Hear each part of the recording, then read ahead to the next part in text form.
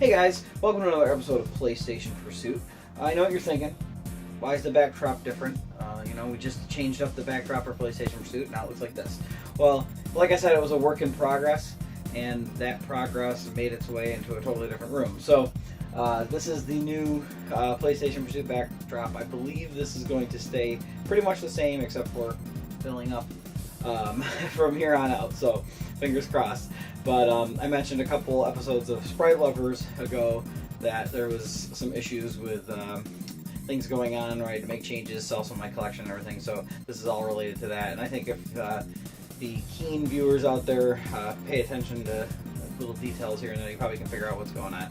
But I'm glad to continue PlayStation Pursuit in this new room, and I think the backdrop looks pretty good so far, and I can't wait to show you what I got. Got some really good games this time to add to the collection.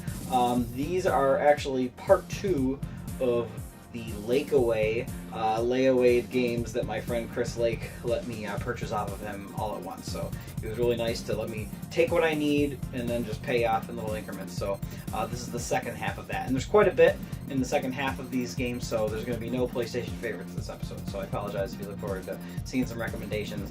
There's not going to be any in this episode, but stick around and I will show you what games I got from him now.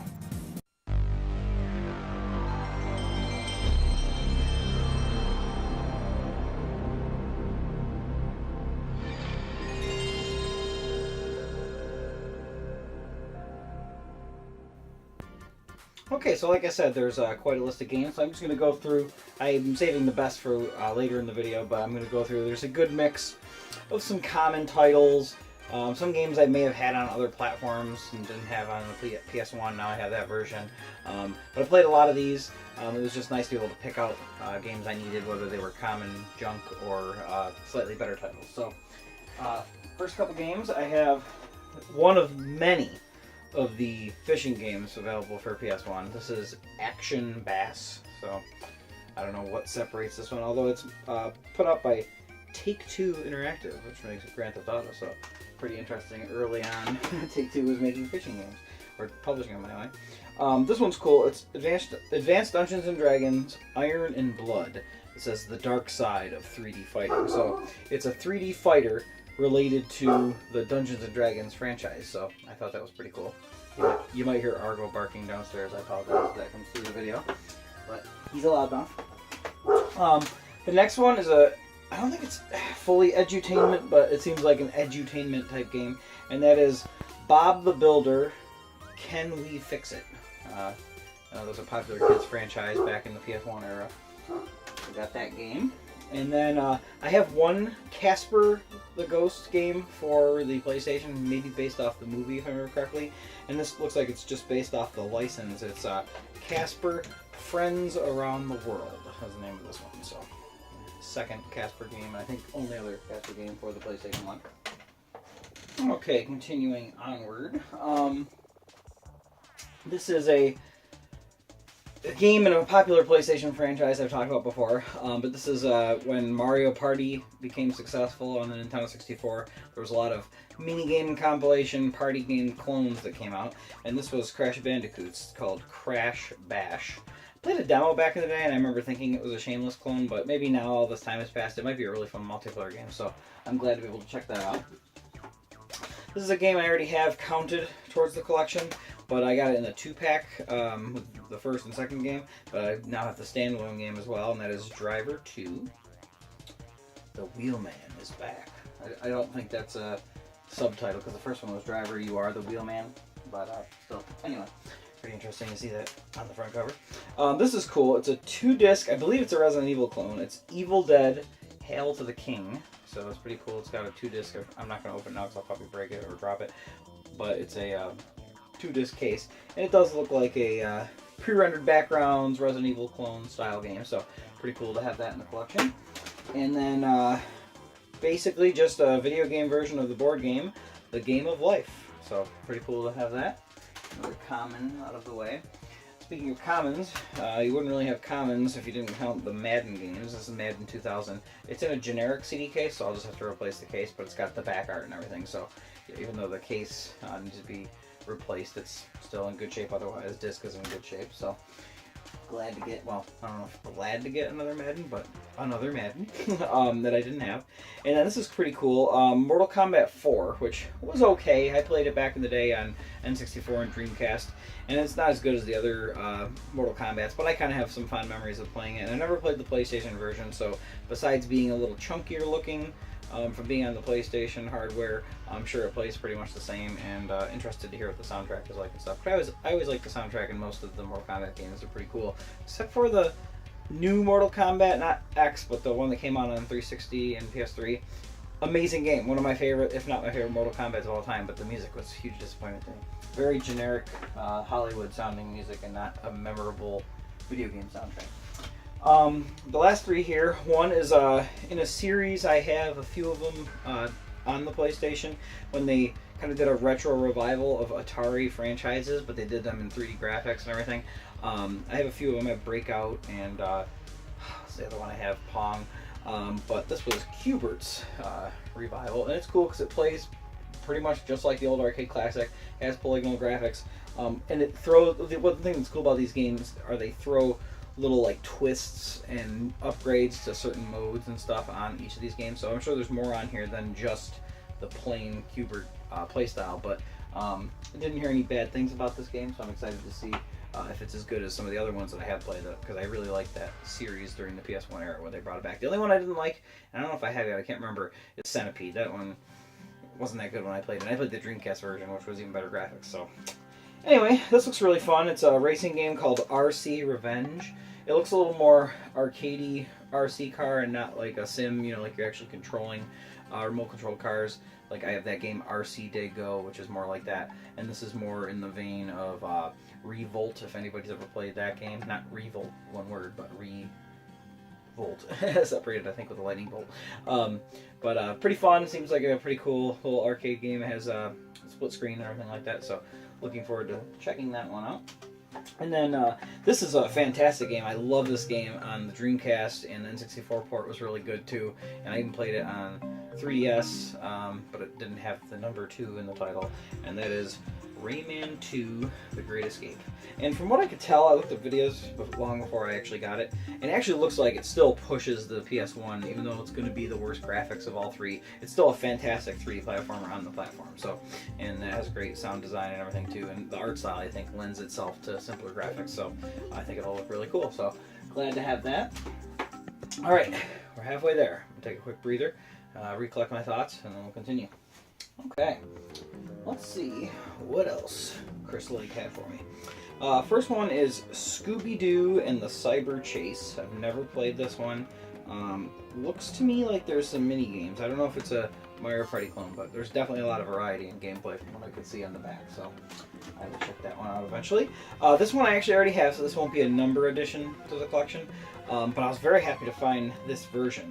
Capcom fighting games, if you do not know, there was a re-release of a lot of them, plus some of the later release ones only came out, I believe, in the series, and it was the Fighter's Edge series, and this is the Fighter's Edge version of Star Gladiator. I really like that main character on there. Hayate is his name, maybe? I don't know, I remember playing as him in Marvel vs. Capcom 2. That's where I know the character from more than this game, but pretty cool science fiction-y looking fighting game, one-on-one in 3D. So glad to have that variation on it. And then a classic quiz game back in the day. I remember it was when the franchise was newer, and this was always considered a pretty fun, simple trivia game, and that is South Park Chef's Love Shack. So I think I played it on either N64 or Dreamcast, and it was fun. I mean, it's a trivia game, so it's not much more than that, but it was still pretty fun. Next title is another kids game, and it's another one of those ones that looks like it might have potential to be a good kids game, even though it's based off a kids franchise and a sequel at that, and that is Stuart Little 2. But looking at the back, there's some pretty cool 3D platforming looking stuff with gameplay variety and everything, so I'm hoping it's actually a really cool game. I mean, it shows them swimming and everything, so I would love it if this was like a fun clone of like the Mario 64 era of 3D platformer. So that's always the fun part of collecting for the PlayStation like this, is I find a lot of underrated games. So I'm hoping, fingers crossed. This next one is the second out of 2 or 3. I can't remember how many of this license were on PS1. I think just 2. And I have one. which is like a point-and-click adventure. And this one, I think, has a similar adventure style, but it was done in full 3D, and it actually looks worse in graphics to me than the one that had 2D graphics. But it's Tiny Toon Adventures, Plucky's Big Adventure. So, but yeah, it's 3D graphics. I don't know if you can tell from the picture, and it, it's simple. It doesn't look bad. But I remember the other one had nice 2D graphics, reminding me of that game, Blazing Dragons, that I recommended a few episodes back, in terms of the look. So I was kind of like, oh man, the art style is not as good. But anyway, moving onward. This is cool because this is a sequel to a game that I got in one of the earlier episodes of PlayStation Pursuit. It's only single player though, if I remember correctly, which is the big bummer. But it is Time Crisis Project Titan.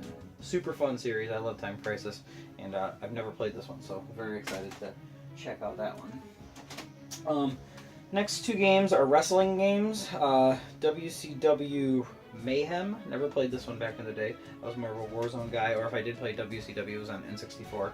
With WCW versus NWO Revenge. That was a fantastic game. And then WWF SmackDown 2. I believe at SmackDown 1 I had in a past episode, if I'm remembering correctly, but that's SmackDown 2, so glad to have that. And then classic TV show, Wheel of Fortune. This might be a fun version of it, so I'm excited to add that to the collection. And then the last one here in this small stack is World Destruction League Thunder Tanks. I don't know if it is as good or plays anything similar to Battle Tanks, but I always see this and think it's Battle Tanks, and I go, oh, wait a minute, that's a different game. So I'm excited to see if that'll be a cool game. Could be another underrated one right there. Let's see, these last ones here. This one's funny looking. It's a really shoddy looking 3D action game starring Pamela Anderson called VIP. And I don't know if it's based off of a license or if the game was the license, but it looks really stupid. But who knows, it might be fun. It might have elements of that era that I enjoy, but I doubt it. VR Sports Powerboat Racing is the next title I have here. And it looks pretty decent on the back, so I'm hoping it's a fun racing game. I love Hydro Thunder, and I still need to get that for PS1. But I wonder if that'll be a cool substitute for now. And then classic game, Vigilante 8, a Twisted Metal clone that takes place in the 70s with old 70s cars and great music and everything. This is a fun game, and I always try to recommend this to people, so definitely check that out if you can. And then I'm not too familiar with the franchise. I know of it, but I've never played any of the games or the actual card game. But this is Yu-Gi-Oh! Forbidden Memories, and the only thing it doesn't have, it's complete, but it doesn't have the trading cards that came with it. I don't know if this version even mentions trading cards. There might be two versions, so this is the one without trading cards, or it didn't say it on the package, but I'm pretty sure the package did say it, so that's pretty cool. And then the last two games are, I guess, the biggest games out of the lot, but like I said, I appreciate the low end and high end when I'm going for the complete set. First one is a Fighter's Edge game, and I don't know if this one had a non-Fighter's Edge version, but still very glad to get this because these Capcom fighters are rising in price, and that is X-Men versus Street Fighter. So even though the PS1 versions aren't as good as the Saturn ones in terms of number of frames and everything, still very good, solid fighters, and I'm glad to have them well going for the PlayStation collection. And speaking of 2D fighters on the PlayStation and by Capcom, this is one that I played a little bit on the Dreamcast, and this is a really quirky, cool fighting game based on an anime, I believe. Really cool art style, and this is rising in price too, so thanks again, Chris, for the hookup on all these and let me pay them over time. But this is JoJo's Bizarre Adventure, and like I said, rising cost on this one, so this is one I'm definitely glad to be able to get on Lakeaway, so thank you so much, Chris. And that is the rest of the game. So if you remember the first Lakeaway episode, there was a lot of games there, and then there was all these. So he definitely gave me the hookup by giving me all these games at once to basically go through, find the ones I needed, set them aside, and pay them in increments. So that was a huge help to me, Chris. I really appreciate it. You're a good friend, and this is definitely an awesome, huge addition to the collection. So it's such a big addition that I can't wait to see how many new titles are added to the list. So let me crunch the numbers, and I will be right back and let you know. Well, talk about a boost. I'm now up to 579 PS1 games. That's awesome. Super excited. I'm creeping up towards 600. But thank you again, Chris, for all of those games. I mean, you've definitely given me a huge amount of games towards the PlayStation 1 pursuit. So thank you so much.